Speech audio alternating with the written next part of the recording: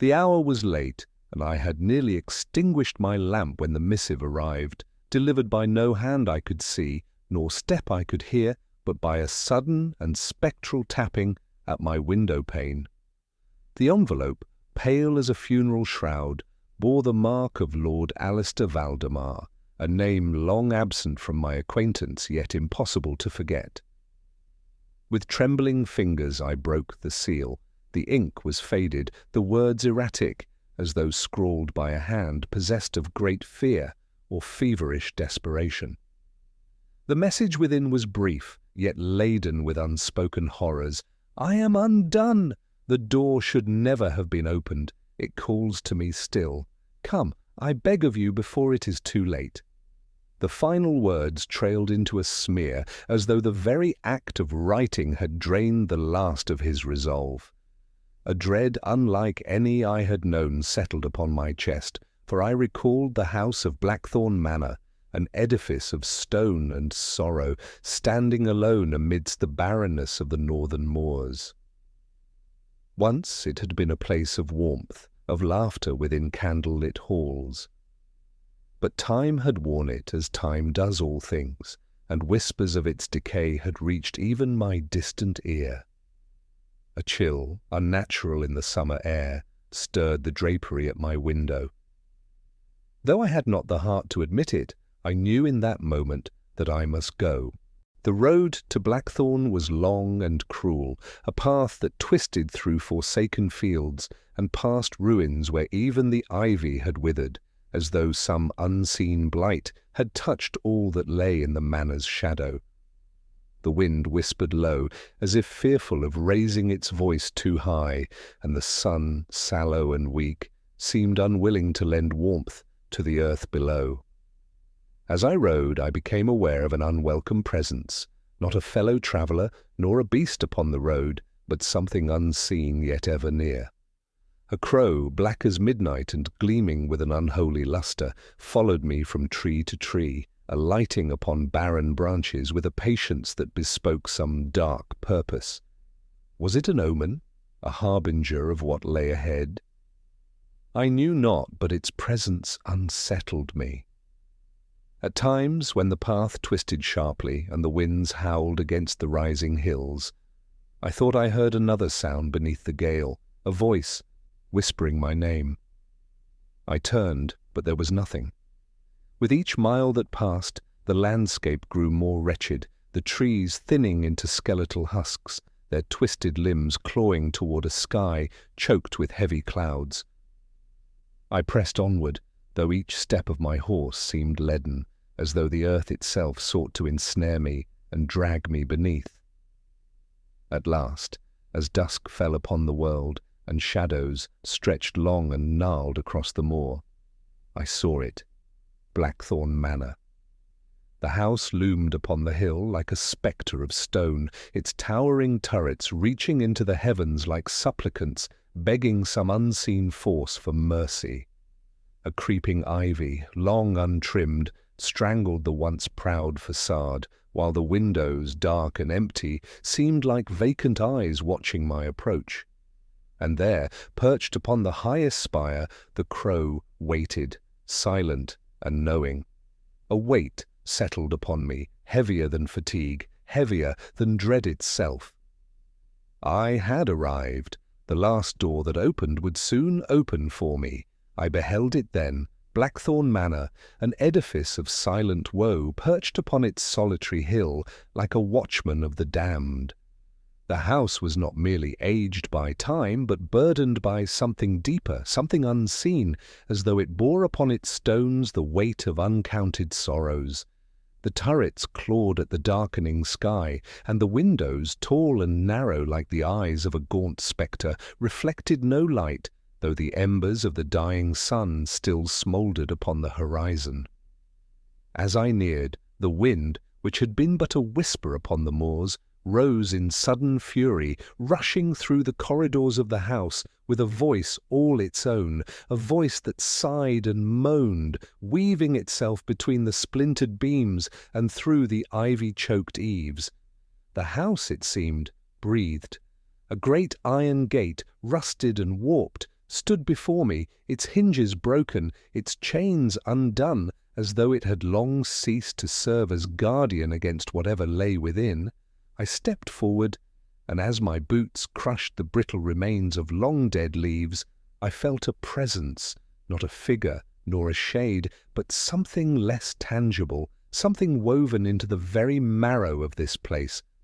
A sound then, low, tremulous, like the faint exhalation of a sleeper not yet stirred from his slumber. I turned sharply, scanning the deepening dusk for signs of movement, but nothing stirred. And yet I knew I was not alone. I advanced with measured tread, for the earth itself seemed reluctant to bear my weight, the ground unnaturally soft beneath me, as though it sought to consume rather than support. The grand door loomed before me, twisted ancient wood, its carvings obscured by age and neglect. I reached out a hesitant hand, and as my fingers grazed its surface, I recoiled, for it was warm. A breath, a whisper, a sigh. No, not the wind, not this time. From within the house itself the sound issued forth, faint yet unmistakable, as though the stones exhaled in weary lamentation. A pressure settled upon my chest, heavy, oppressive, an invisible weight that threatened to drive me to my knees.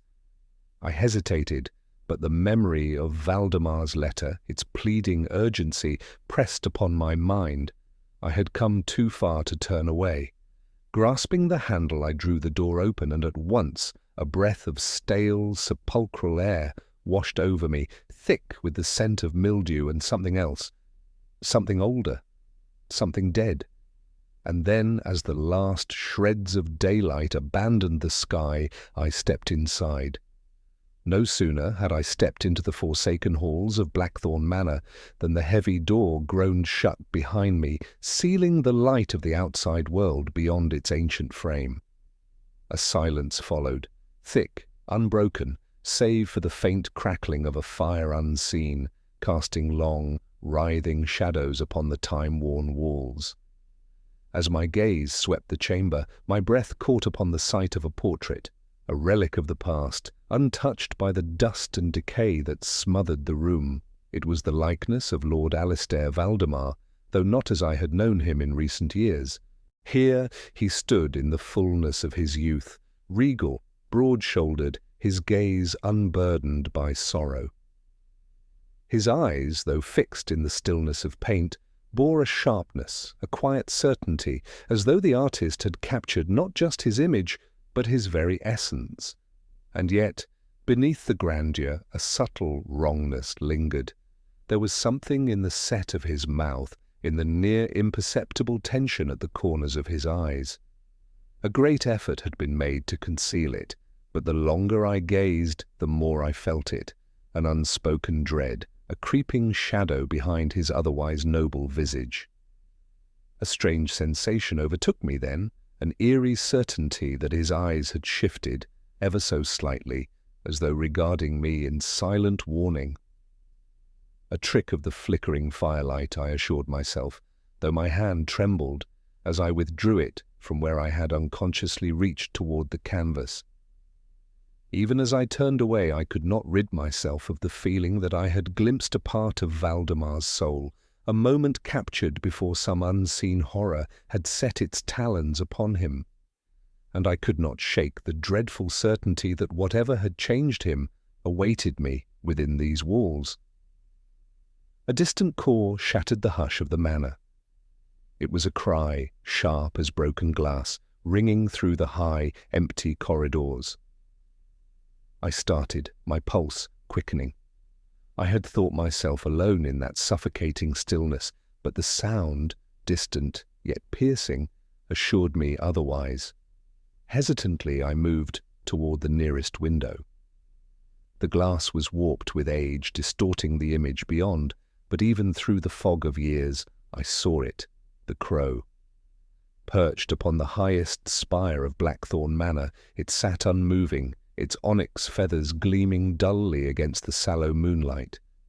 It watched me, or rather, it seemed to watch through me, as though its gaze reached into some space beyond flesh and bone, beyond the veil of mortality itself. A second cry, louder, more insistent, then a third, final, lingering like a funeral bell tolling in the dark. The weight of its call settled upon my chest, pressing into me with the force of some unseen warning, some spectral foreboding that sought, in its own voiceless way, to turn me back. But it was too late. I had already crossed the threshold. The last door that opened was waiting. The moment I beheld Lord Alistair Valdemar, a tremor passed through my very soul. Gone was the proud, stately figure I had once known. In his place stood a man ravaged by unseen torments. His frame, once upright with dignity, had become a frail thing, hunched and trembling, as if beneath the crushing weight of some spectral burden. His skin bore the pallor of ancient parchment, stretched thin over protruding bones, and his lips, bloodless and quivering, parted only to utter breathless murmurs that I could not discern. But it was his eyes, those hollow, glassy orbs, that struck the deepest chord of terror within me. They were vacant, yet frantic, as though they searched the empty air for unseen figures lurking beyond my sight. At times they would shift, darting toward the darkened corridor of the west wing, only to recoil in swift, silent horror as though some loathsome spectre loomed just beyond the threshold. "You have come," he rasped at last, his voice no stronger than a dying ember. I made to steady him, to clasp his shoulder in the comfort of old friendship, but he recoiled violently, his breath coming in ragged gasps. Do not speak too loudly," he whispered, glancing again toward the corridor. "It listens." A chill, deeper than the night's cold, settled in my bones. "What listens, Alistair?" I asked, though even as the words left my tongue, I was not certain I wished to hear the answer. His fingers twitched, clenched, then slowly unfurled as if releasing something unseen. His breath rattled in his throat. "The door," he muttered, so low I could scarcely hear. "The door that should never have been opened." His gaze flickered to the west wing once more, and for the briefest, most terrible of moments, I thought I saw something move within the darkness beyond. I followed Valdemar in silence, my every step a measured tread upon the dust-laden floor. The corridors of Blackthorn Manor stretched long and narrow, their ceilings vaulted as though built to entomb all who passed beneath them. Flickering candlelight cast misshapen shadows upon the walls, grotesque spectres that seemed to writhe and stretch as we moved. The air hung thick with damp and decay, carrying with it a scent both cloying and ancient, the perfume of forgotten things, of dust and slow ruin.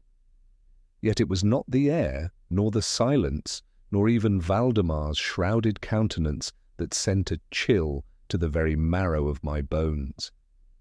No, it was the sound. At first, I thought it to be some trick of my own footsteps, the echo rebounding against the cold stone. But as we wound deeper into the house, as the candlelight grew weaker and the walls closed in like the ribs of some great, slumbering beast, I knew I was mistaken. For even as I stilled my breath and halted my steps, the sound continued. A faint patter, measured, deliberate, keeping pace just beyond the edge of the candle's glow. I turned swiftly, my breath sharp in my throat. Nothing. Only the gaping mouth of the corridor behind me, its depths swallowed in blackness. Yet the sense of presence, of something lurking just beyond the threshold of sight, remained. Valdemar said nothing, only pressed on with weary resolve. Again the sound, a footfall, hesitant yet undeniable, and then another, and another. I clenched my fists to still their trembling, my mind straining against reason. Could it be the groaning of the house, shifting in its own slow decay? A trick of the echoes whispering falsehoods to a mind already unsettled? And yet, The steps never overlapped my own. They came always a moment after, as though following, as though waiting. A bead of sweat, cold despite the stagnant air, traced its path along my temple. I wished to speak, to break the silence that pressed upon me like a great weight, but my tongue felt heavy, unwilling to utter words that might confirm the dreadful reality I feared. And then, as we reached the threshold of the west wing, the footsteps ceased, not fading, not retreating, stopping, as though something stood just behind me, waiting, watching, listening. I dared not turn, for in that moment I knew, with dreadful certainty, that if I did, I would not be alone. The corridor pressed close about me, its shadows lengthening like skeletal fingers upon the cold stone. The air was thick, suffused with the scent of dust, damp, and something more elusive, something that carried the faint and bitter trace of time itself. A great and unnatural hush had settled upon the house, as though it listened, as though it watched. Yet the sensation of being observed was no mere trick of the mind. For as I moved, I became keenly aware of the portraits lining the walls, monuments to those who had once ruled within these forsaken halls. Their gilded frames, tarnished by neglect, encased faces wrought in oil and shadow, faces that seemed, impossibly, to shift beneath my gaze. At first I dismissed it as the flickering of the candlelight, the playful deceit of dim illumination. Yet as I stepped closer, my breath caught in my throat. The eyes of the painted dead did not merely follow, I swear upon my soul, they changed. The solemn countenance of a long-departed lord twisted into something sly, knowing, as though he and I now shared some ghastly secret. A lady, once serene in her repose, now bore an expression of abject horror, her lips parted, as though loosing a silent scream. I turned sharply, my pulse a hammer in my chest. Had I imagined it? Was it some fevered trick of the mind? And yet I could not shake the certainty that these long-dead figures were not merely passive observers, they were witnesses, a whisper of movement at my back. I whirled around, the candles sputtering in my grasp. Nothing, only the endless corridor, stretching toward the darkened west wing. But when I turned back to the portraits, one was missing. Where once there had been a painting, there was now only a void, a frame empty and yawning, like a mouth poised to speak. I felt a chill, unlike any other. I was not alone in these halls.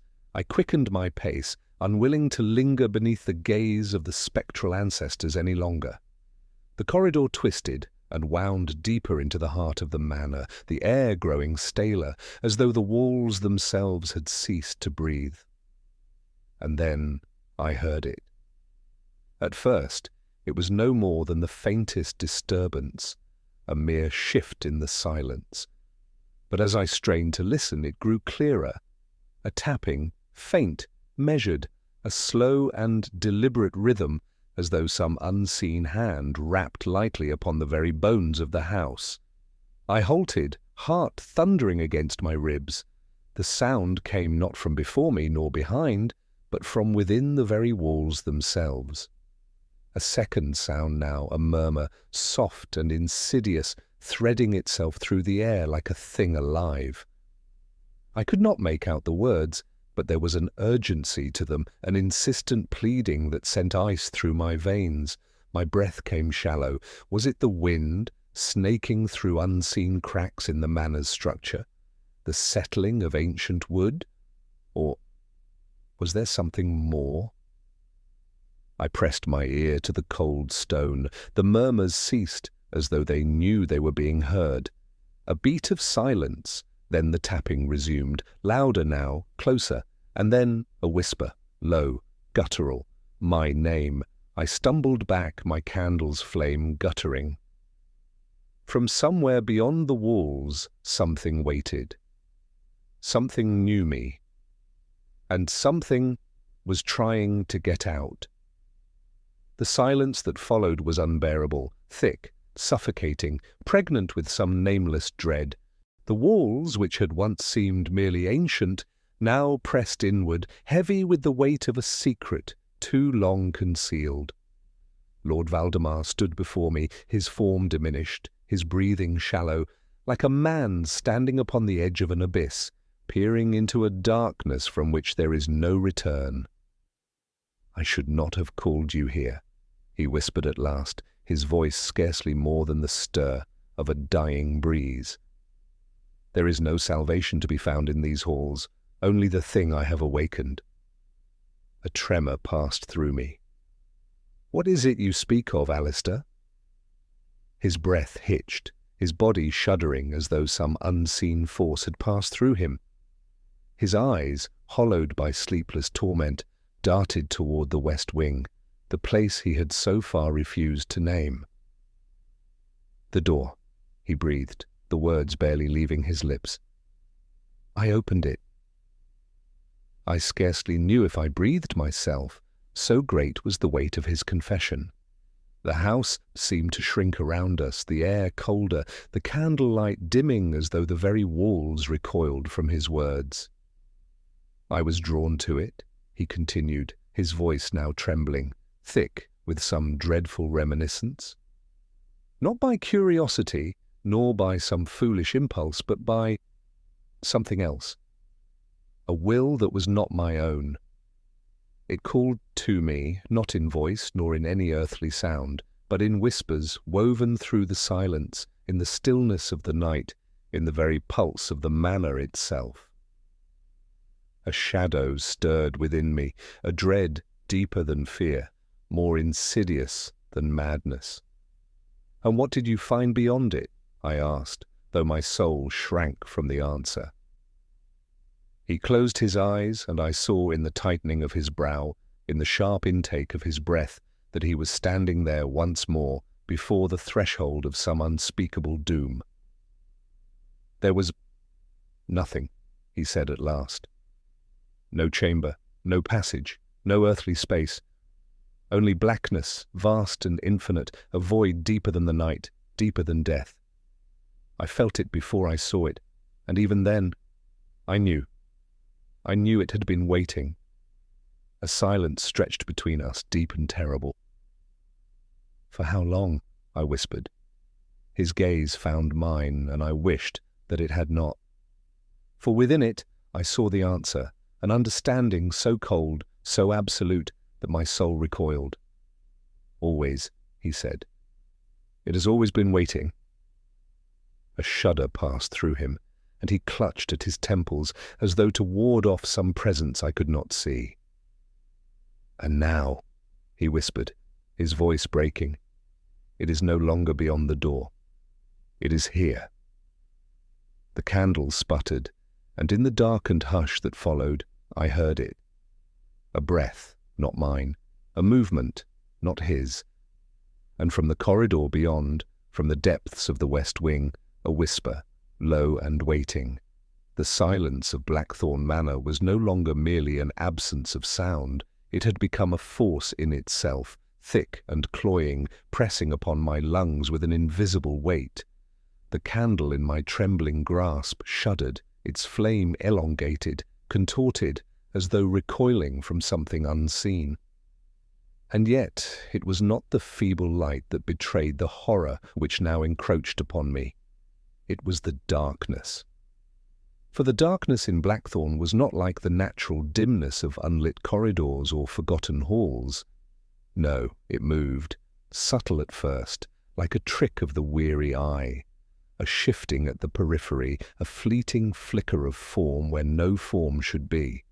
But the longer I watched, the more undeniable it became.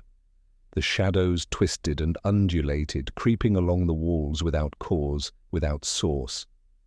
Where once they had obeyed the rules of light and shade, they now defied them, stretching toward me in slow, deliberate tendrils. A dreadful certainty settled upon my mind. These were not shadows cast by the flickering candle, nor were they born from the gloom of the house. They belonged to something else. A breath left me, shallow and weak. I turned to Lord Valdemar, half expecting him to dispel this growing nightmare with some rational explanation. But he did not.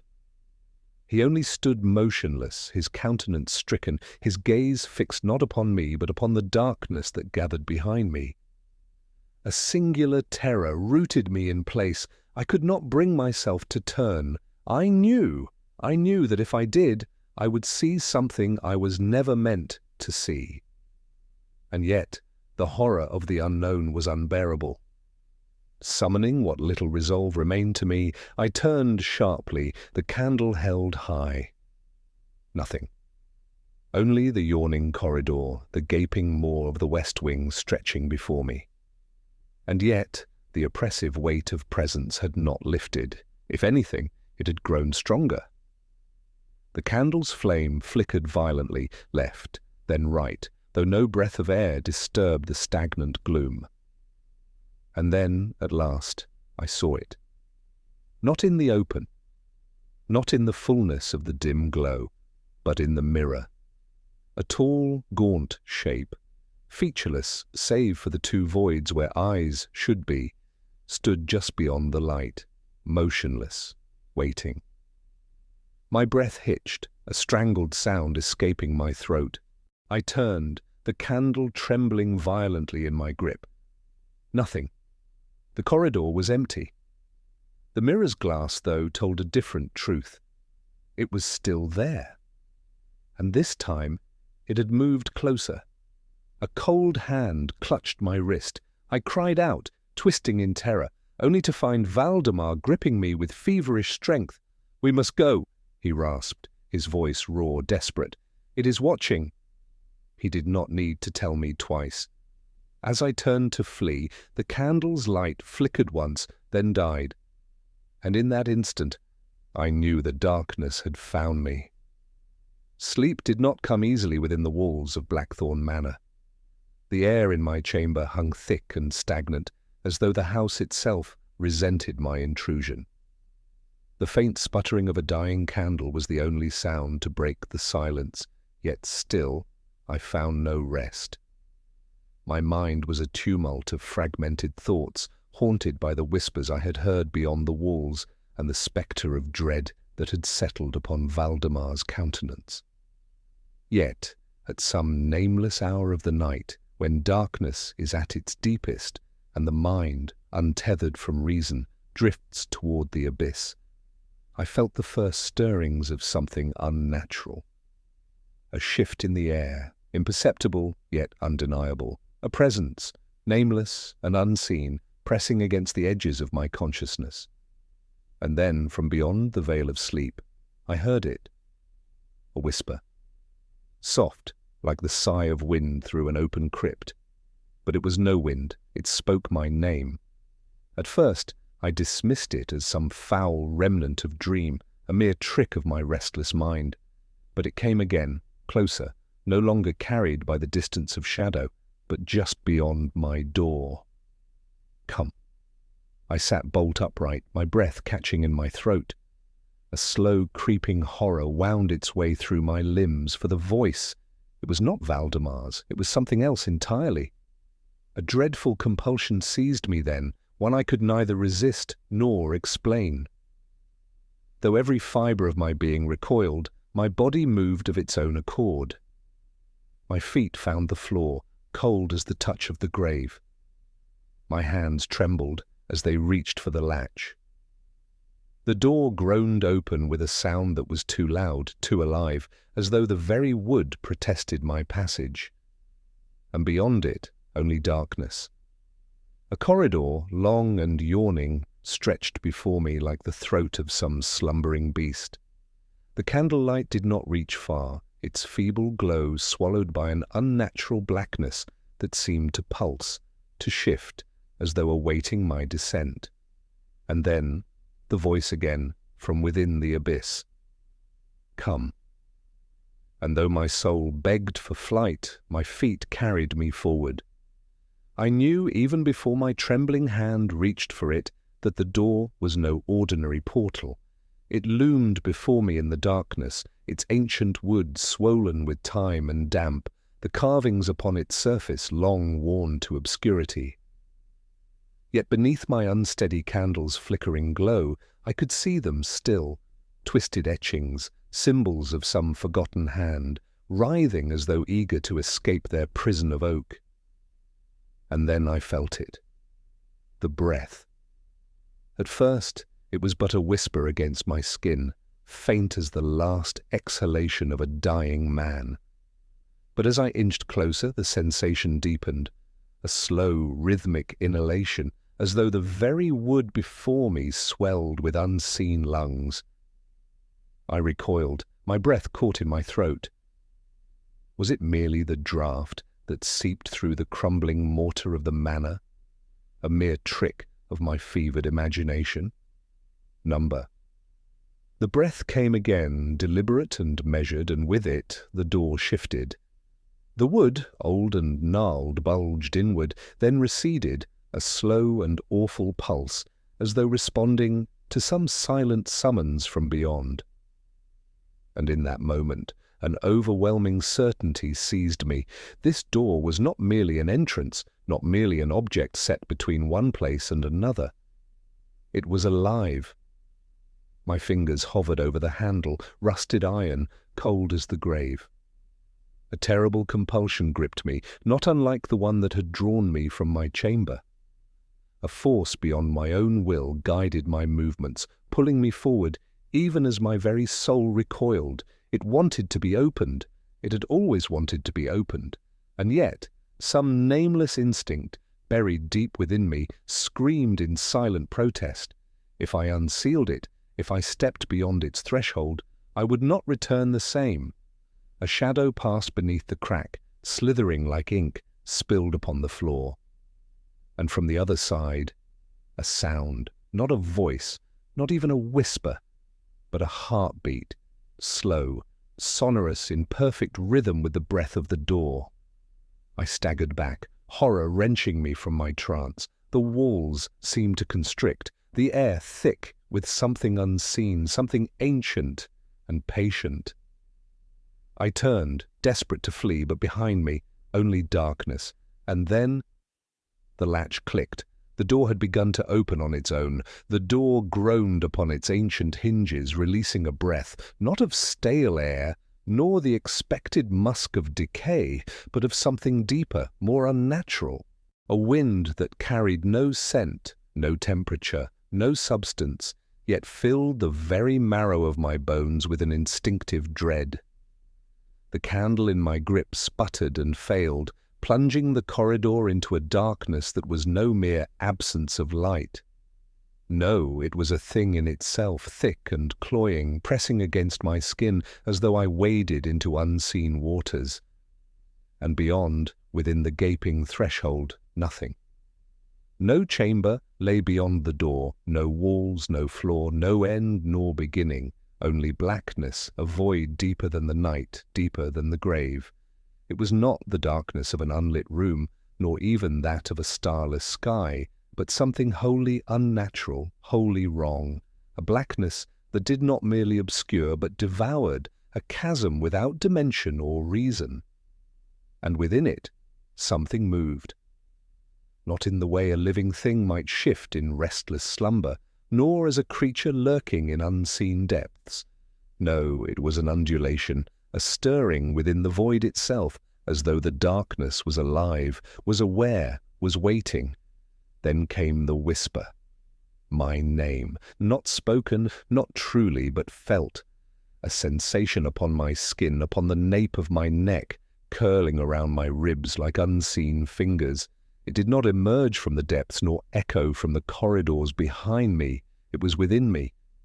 I staggered back, my breath a ragged, broken thing. My mind rebelled, searching for explanation, for reason. Yet I knew in some dreadful and irrefutable way that no logic would come to my aid. This was not meant to be seen, and yet I had seen it, a flicker, a shape in the void, something vast yet formless, shifting with the slow, deliberate patience of a thing that had never known time. A silhouette that wavered not within the abyss, but as part of it, indistinguishable from the swirling blackness, save for one terrible certainty. It was watching me. A violent tremor seized my limbs. My legs refused to obey me, as though some force unseen held me in place. My own breath felt foreign in my chest, each inhale a struggle against the weight of an unfathomable presence. The whisper came again, stronger now, curling through my very thoughts, twisting my name into something unrecognizable, something claimed. I do not know if I screamed. I do not know if I wept. But in that moment, I understood the awful truth. The door had never led to a room. It had never been a door at all. It had been a barrier, a threshold not meant to be crossed, not meant to be touched. And now it was open. The void pulsed, shifting forward, a tide of blackness creeping over the threshold, reaching for me. Valdemar stood before the threshold, his form no longer that of a man but a spectre, a being drained of all earthly vitality. His body quaked, his lips parted as if to scream, yet no sound escaped but a ragged whisper. His eyes, wide and glassy, shuddered between the abyss and my own trembling frame, as though torn between two separate realities, one of flesh and one of shadow. And then, with the desperation of a condemned soul, he spoke. I have opened it before. The weight of his confession struck me like a blow. My mind reeled, clawing for meaning, for any fragment of reason to anchor me to what was real. His breath came fast and shallow, his fingers clawing at his throat as if some unseen force sought to silence him. I thought it was only a door. I did not know. I could not have known." His voice broke, his words unraveling into a fit of wheezing, choking sobs. "What did you let through, Valdemar?" My own voice, though but a whisper, trembled beneath the enormity of the question. He shuddered violently, his hands pressing against his ears, as if to block out some dreadful sound that only he could hear. "It does not dwell beyond the threshold," he rasped. "Not any more." My breath caught. Not any more. The implications clawed at my mind, sending forth a terrible realization, one so awful that I scarcely dared to name it. For if it no longer waited beyond the door, then where, in God's name, had it gone? Valdemar's eyes, wild and brimming with terror, met mine with a final wretched certainty. "It is here." And then the candle's flame extinguished and the dark moved. I recoiled, a scream forming in my throat but never finding release. The abyss gaped before me, shifting, writhing, a presence more felt than seen, a terror more known than understood. And then, the touch. A hand, cold as the grave, closed around my shoulder. The sensation was unmistakable, the weight of it pressing into my flesh, the fingers firm and clammy. A dreadful certainty gripped me. Valdemar. "Valdemar," I gasped, though my breath was thin, my throat constricted by an unnatural dread. "What?" And then I turned, and Valdemar stood across the room, his trembling frame, his hollowed gaze, impossibly distant. Yet the hand upon my shoulder remained. I did not breathe, I did not move. For what stood behind me, what held me in its grasp, was not Valdemar. A whisper, rasping and ancient, curled into my ear. "Come." The grip tightened, and the last door opened. A sound, shrill and unearthly, split the suffocating silence, a laughter that did not belong to the world of men. It was a thing untamed, the final unravelling of a mind unmoored from reason, and it poured forth from the lips of Lord Valdemar as he teetered upon the gaping threshold of the abyss. His frail body quaked, his limbs contorted in some dreadful rapture, and yet his face, God help me, his face, was not that of a man in terror, but of one in ecstasy. His eyes, wide and glistening with the fever of revelation, beheld something in the void, something I could not see, something I did not dare to see.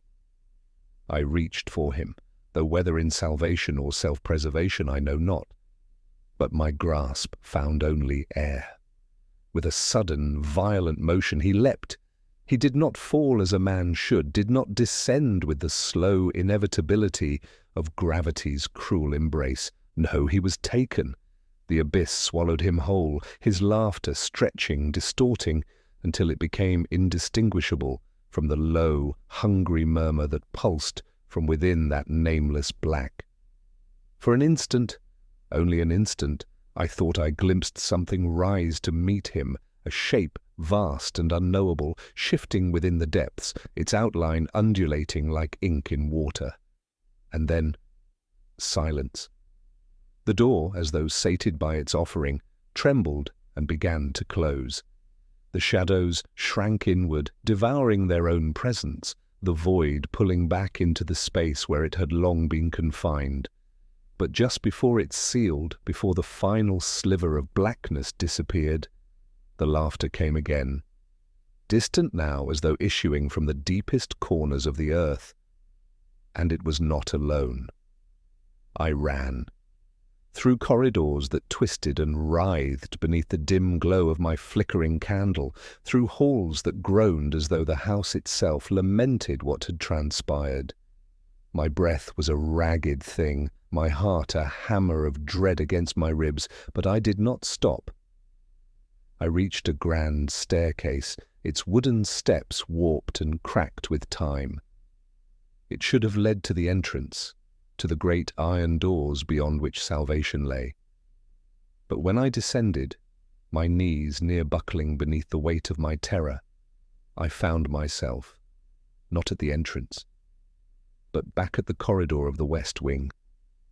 The house had turned against me. I staggered backward, the candle trembling in my grasp. I turned, took another path, a narrow passage flanked by portraits whose faces had grown indistinct, blurred by something more than time. I did not look at them, could not bear to see what expressions they might wear now. Yet when I emerged from that passage, breathless and near blind with desperation, I was back at the door that should not be, the door that had been opened. My breath hitched. The manor had become a labyrinth, a thing alive, bending time and space to a singular purpose, to lead me back. The whisper came again, curling through the stagnant air, more felt than heard. Come. I turned, and the candlelight guttered. The house would not let me go. I do not know how long I wandered. The corridors of Blackthorn twisted upon themselves, a maze of shifting walls and suffocating darkness. My breath was shallow, my limbs trembling with exhaustion. Yet I pressed forward with the frenzied desperation of a drowning man grasping for a shore that does not exist. And then I saw it, the entrance. The great iron doors loomed before me, their rusted bolts glistening faintly in the dying glow of my candle. Salvation lay beyond, the open world, the cool breath of night untouched by this cursed house. My heart surged, if I could but reach it, if I could escape the labyrinth that sought to consume me. I stepped forward, and then I felt it. A presence. Not the oppressive weight of the manor's unseen watchers, nor the dreadful murmur that had haunted my every step. No, this was something new, something closer, something that did not lurk in the shadows but stood just behind me. Slowly, dreadfully I turned, and there it was. The door. Not the entrance I had sought, not the great threshold that led to freedom. The door. The door I had opened.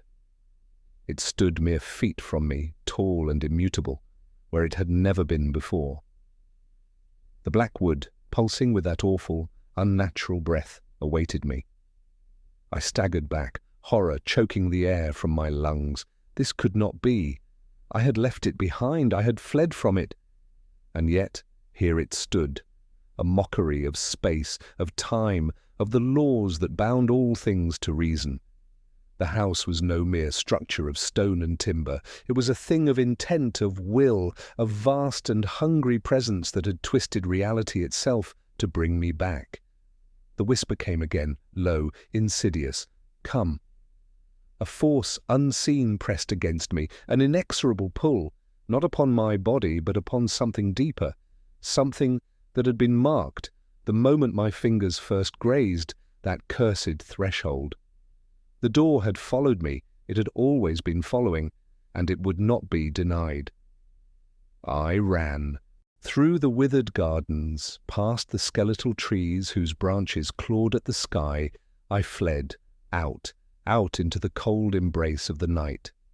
The house, that monstrous edifice of shadow and ruin, shrank behind me, swallowed by the mist that coiled around its foundations like a living thing. And yet I did not feel relief. The air was thick, heavy, pressing against my chest, as though some unseen weight lay upon me still. My limbs, trembling and feeble, carried me onward, but my mind could not escape. For as I passed through the deserted streets of that sleeping town beyond the manor's cursed grounds, I saw them. The doors, each one standing in silent repose, should have been as lifeless as the stone and mortar from which they were wrought. Yet they trembled, not with the whispering wind, nor with the night's breath upon the world, but with something deeper, something aware. The wood quivered as though some unseen hand pressed against it from the other side. The iron latches rattled, faint and restless. And I knew. It had followed me. The house had not merely been a place. It had been a threshold, a passage from which no man might truly return. And now, every door was its door. I stumbled, breathless, to an inn, my hands slick with sweat, as I pressed against the heavy oak of its entrance. It did not move beneath my touch, but I knew that it waited. Every door, every lock, every threshold I might ever pass. The whisper returned, curling through the night, slithering into my ear as though no longer bound by walls or space. Come. I pressed my forehead to the door, my breath shallow, my eyes wide with the horror of understanding. I would never again pass through a door without fear. The inn was silent. The fire had long since died in the hearth, leaving only the slow, rhythmic ticking of the clock upon the mantelpiece to mark the passage of time. Sleep did not come. How could it? Even here, within the frail illusion of safety, I felt its presence. Somewhere beyond the wooden walls, beyond the locked doors, beyond the flickering lamplight, it waited. The hour was late. Perhaps past midnight. Perhaps past sanity. And then, a sound, faint, distant, the creak of a door upon rusted hinges. My blood turned to ice, my breath caught in my throat. Slowly, painfully, I turned my head. Every door in the room was closed. I was alone. And yet somewhere a door had opened.